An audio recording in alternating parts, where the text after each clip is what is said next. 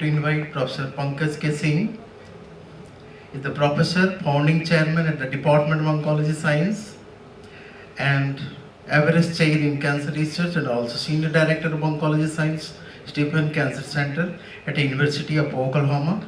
His research interests include cancer metabolism, signal transduction, chemotherapy resistance, immunometabolism, tumor progression, and metastasis. So I invite her to present the talk. Topic is metabolic reprogramming in pancreatic. So I'm going to be talking about pancreatic cancer, and as you heard from Dr. Rath earlier in the day, that if you want a cancer to have your body, that's prostate cancer. This is definitely not the cancer you want. Particularly, the grim mortality for this cancer is that the 5-year rate for the advanced pancreatic cancer is actually less than 13%.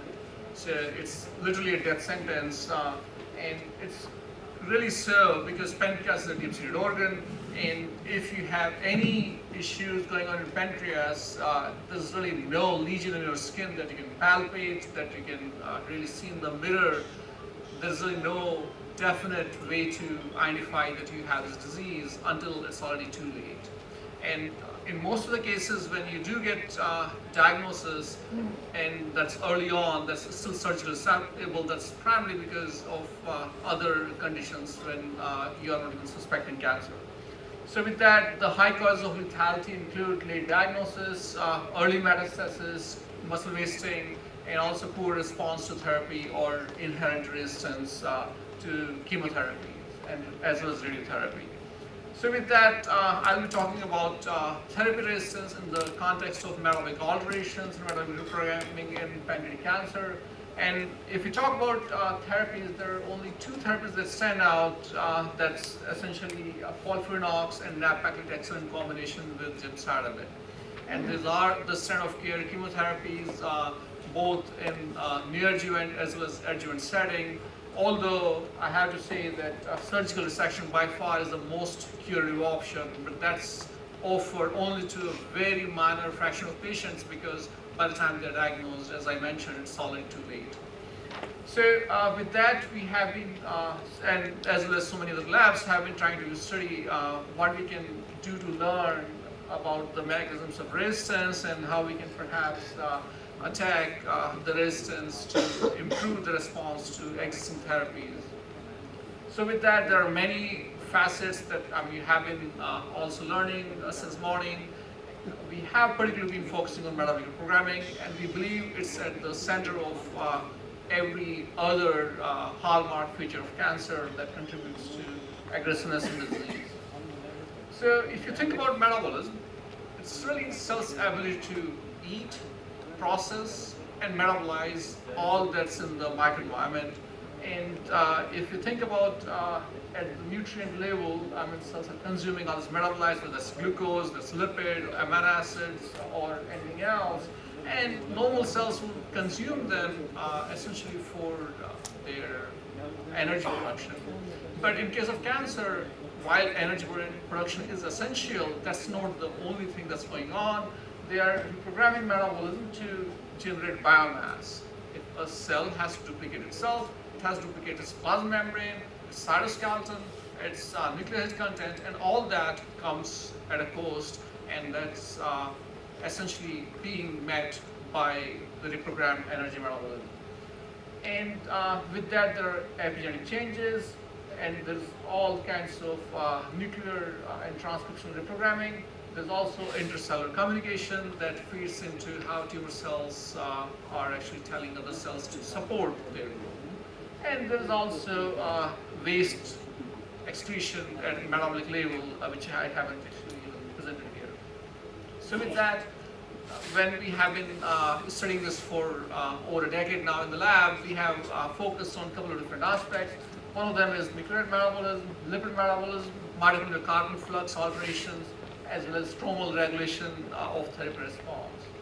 So early on, when TCG data was actually put in public domain, we analyzed TCG cohorts and investigated which metabolic pathways actually correlated with better prognosis on gemcitabine-based chemotherapy. That was the standard of care at that point. And two pathways particularly stood out. That was fatty acid metabolism as well as amino sugar and nucleotide metabolism. And with that, we have actually worked quite a lot on nucleotide metabolism and how that contributes to acquired therapy resistance. If you want to know more about how nucleotide metabolism really reprograms overall structure of cancer cells, you can look further into this review article that we just published last year. But I mean, needless to say that it impinges on all major hallmark features of cancer. And one of the studies that we published a while back, which shows how acquired thyroid resistance is imparted by increased glucose carbon flux that's triggered by HIF, and in essence it leads to increased buildup of these nucleotide pools, which can then outcompete these nucleoside analogs. And essentially, this molecular competition is responsible for imparting resistance. So we published that in the case of cell intrinsic resistance mechanism, you will be hearing more from Dr. Shukla, who's my former trainee and now running an independent lab himself. But other labs have also shown how other neighboring cells in the microenvironment can also provide nucleoside pools and that can feed into salvage pathways and also contribute to resistance.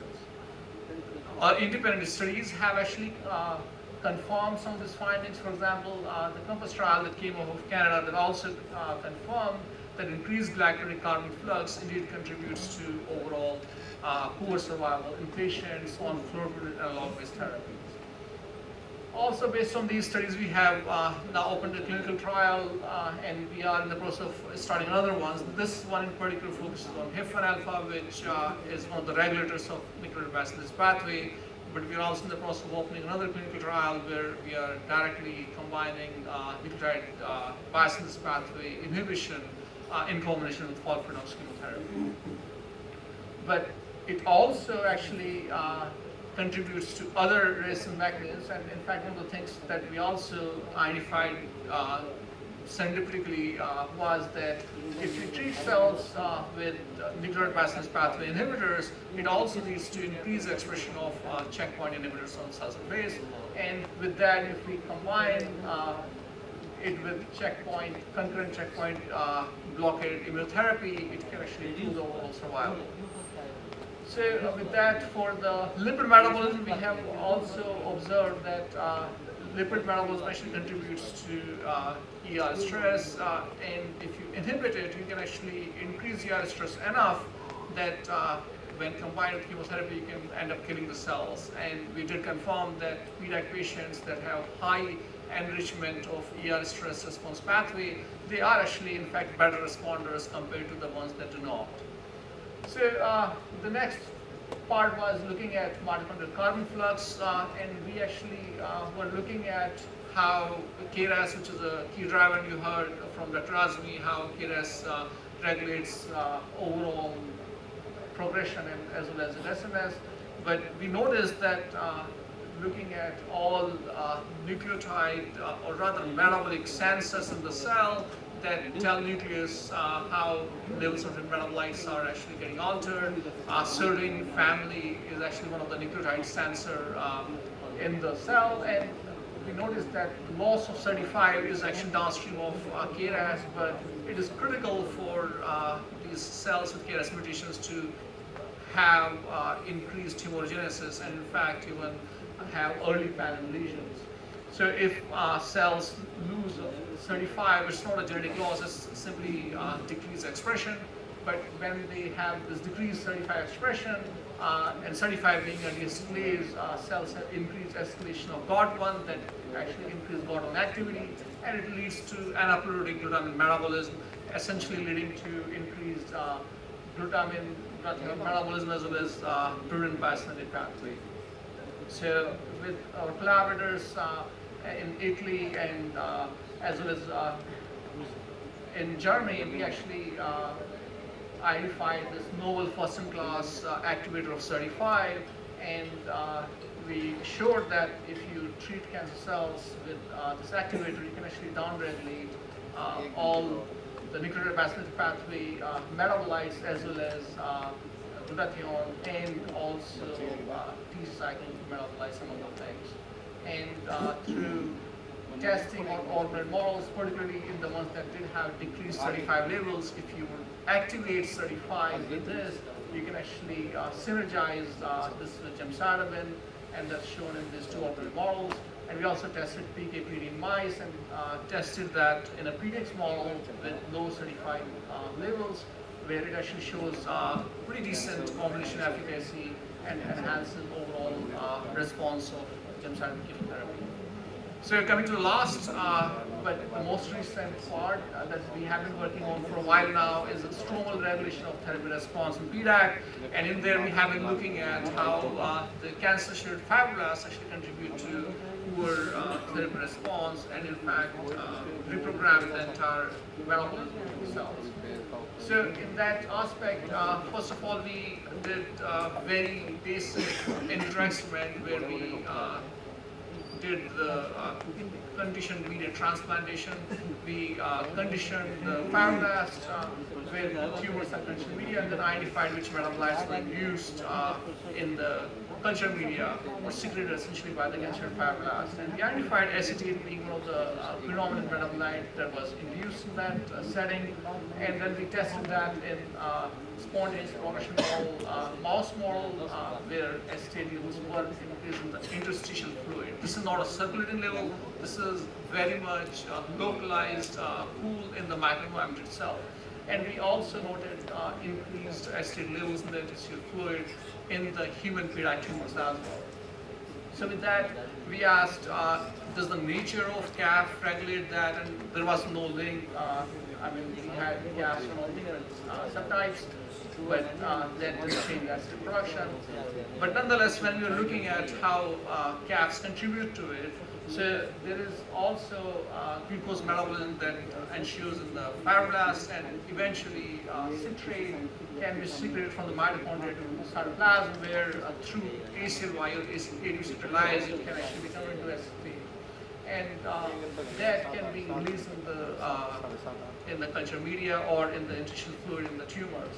And we noted that if we knock down ACLY, we can actually decrease acetate pool, and we can also decrease the overall survival of these cells under acidosis. So this is very important here, that we did test actually in a number of conditions for how acetate may contribute to survival, but we didn't actually observe anything but under acidosis. In acidic conditions only, it contributes to tumor cell survival.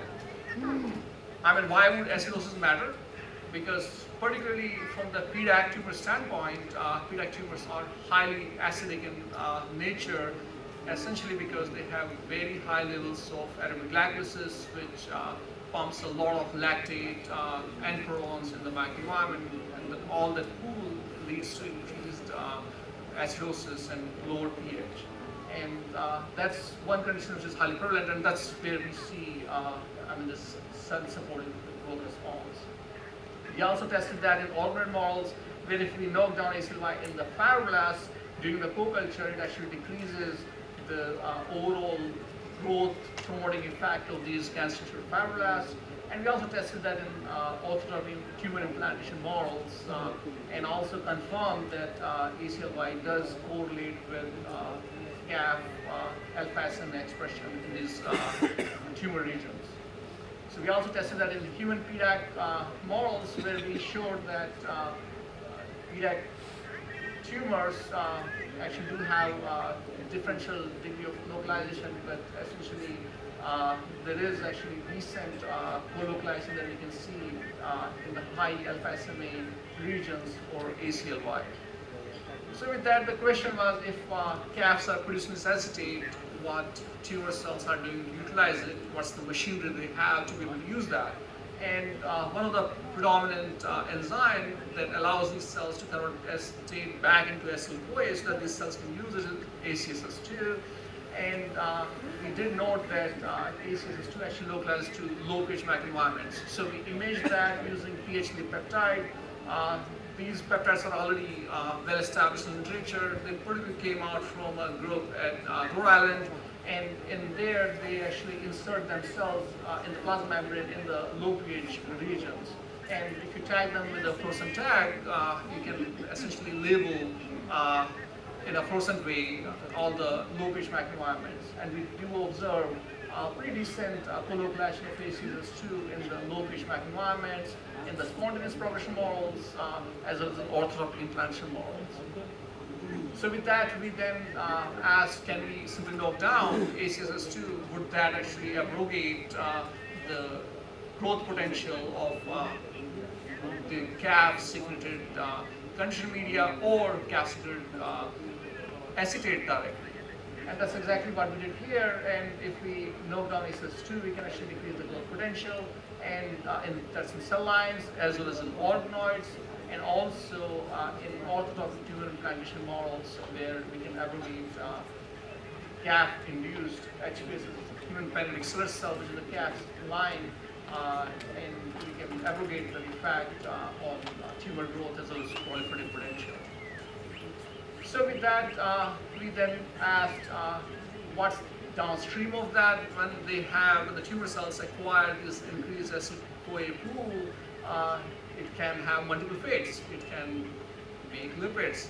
It can cause nucleotide reprogramming, well, essentially epigenetic reprogramming by modifying histones through acylation. And we noticed that this is all done in low pH microenvironments because that's only where we saw growth advantage. But when we look at the lipids, there is actually no significant alteration in lipid pools with acetate. But we do see quite remarkable increase in escalation of multiple histone markers. So that suggests that perhaps it's the reprogramming, and we did confirm that with different HAD inhibitors that actually did abrogate some of these effects.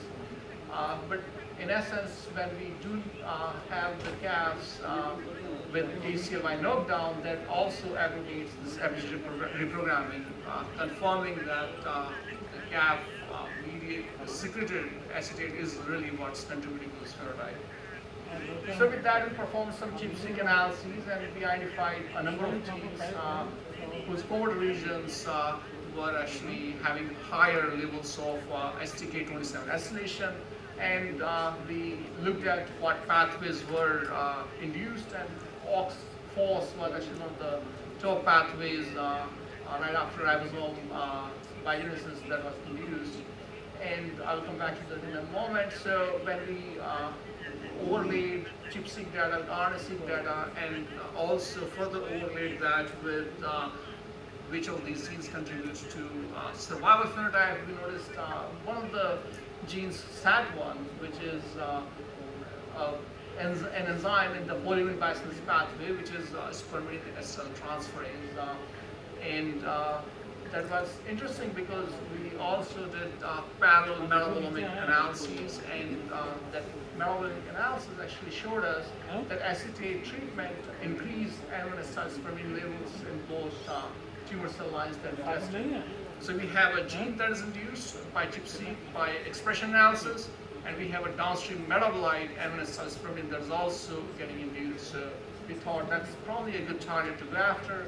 And if we targeted that with pentamidine, which is already in the clinic for parasitic infections, we can abrogate the growth promoting effects of cancer fibroblasts. And that's an organ model. We also tested that in tumor models, and we saw a similar effect on tumor burden as well as the proliferative potential.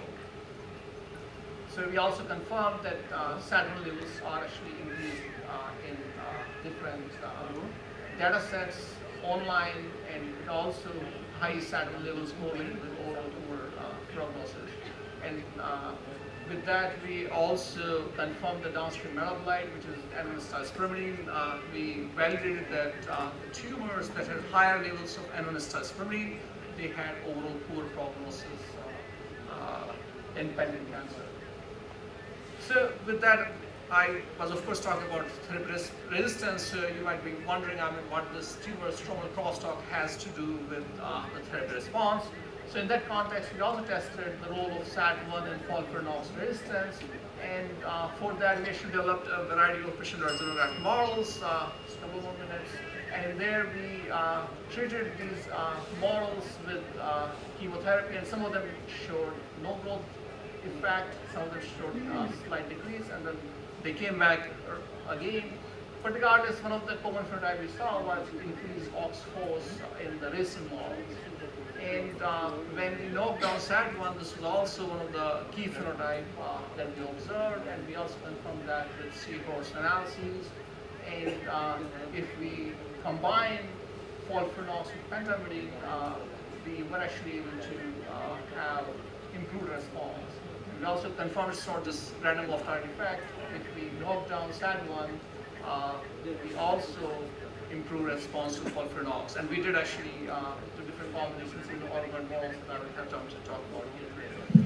So just to conclude this last part, when we have these gaps in the microenvironment, they increase acetate pool, and that can be utilized by tumor cells to induce polyamine metabolism, which contributes to cellular acidosis and therapy resistance. And these studies just came out in Nature Cell Biology earlier this month, so if you want more details, you can go there. And another study, the resistance part, is in press in PNS that will be coming out in the following weeks. With that, I would like to thank all the lab members, collaborators, and particularly Dr. Shukla, who will be also talking very soon, and our funding from NCI through different ROM mechanisms, as well as the U54 on acquired therapy resistance, and our PO1. And with that, I'll be happy to take any questions, and we're also recruiting, so if there are any interested students in the room.